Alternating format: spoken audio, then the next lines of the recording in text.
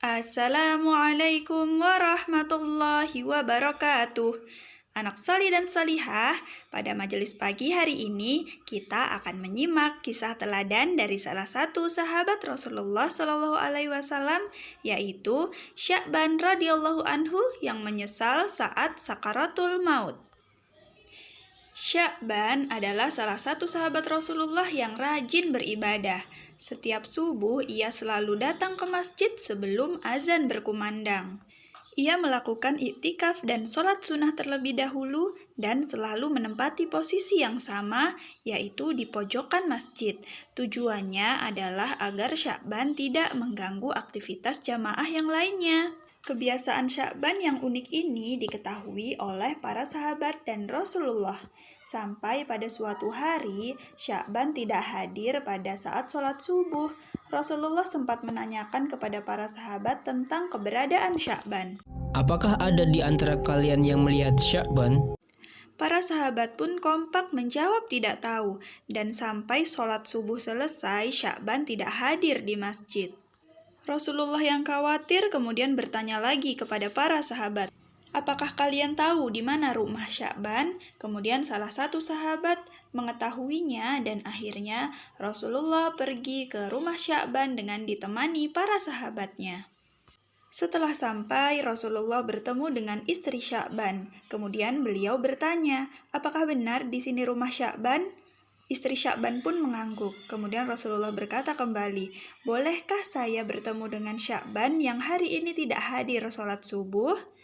Kemudian dengan berlinang air mata, istri Sya'ban pun menjawab bahwa suaminya sudah meninggal tadi pagi. Mendengar hal itu, para sahabat kaget dan bersedih. Tapi setelah itu, istrinya menceritakan kepada Rasulullah tentang sesuatu yang terjadi pada suaminya. Ya Rasulullah, saya ingin menanyakan sesuatu kepada engkau terkait suami saya. Sebelum beliau meninggal, suami saya sempat berteriak 3 kali dengan mengatakan sesuatu. Apakah engkau bisa menjelaskan kepada saya maksud dari teriakan tersebut? Rasulullah pun bertanya kepada istri Sya'ban tentang apa saja yang diteriakkan. Istri Sya'ban menjawab, Di masing-masing teriakan, ia mengatakan, "Aduh, kenapa tidak lebih jauh? Aduh, kenapa tidak yang baru? Aduh, kenapa tidak semua?" Rasulullah pun mengangguk paham dan mulai menjelaskan bahwa yang Sya'ban teriakan adalah kilas balik dari perbuatannya selama ia hidup. Lalu Rasulullah mengatakan, dalam pandangan Sya'ban saat itu, ia sedang melihat kilas balik saat dirinya berjalan menuju masjid. Allah sedang menampakkan pahala yang akan ia dapatkan dari setiap langkahnya. Kemudian pada saat itu Sya'ban secara tidak sadar berucap, "Kenapa tidak lebih jauh?" Timbul penyesalan dalam diri Sya'ban, kenapa rumahnya tidak terletak lebih jauh dari masjid supaya langkah yang ia tempuh lebih jauh dan pahala yang ia dapatkan lebih banyak.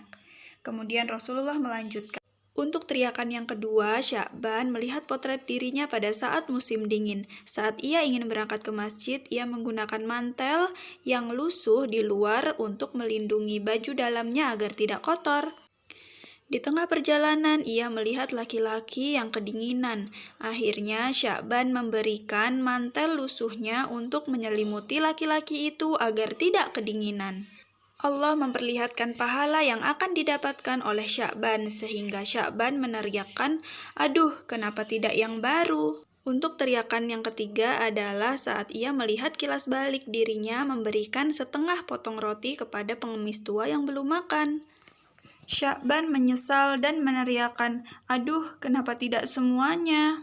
Karena ketika ia memberikan semua rotinya, maka ia akan mendapat pahala yang lebih banyak dari Allah Subhanahu wa Ta'ala. Ketika itu juga, orang-orang di sekitar Rasulullah takjub dengan kesolehan Sya'ban, sehingga Allah memperlihatkan pahala yang akan ia dapatkan. Masya Allah, semoga kita semua bisa mengambil teladan dari kisah Sya'ban. Bu Indri mohon maaf jika ada kesalahan. Bu Indri akhiri, wassalamualaikum warahmatullahi wabarakatuh.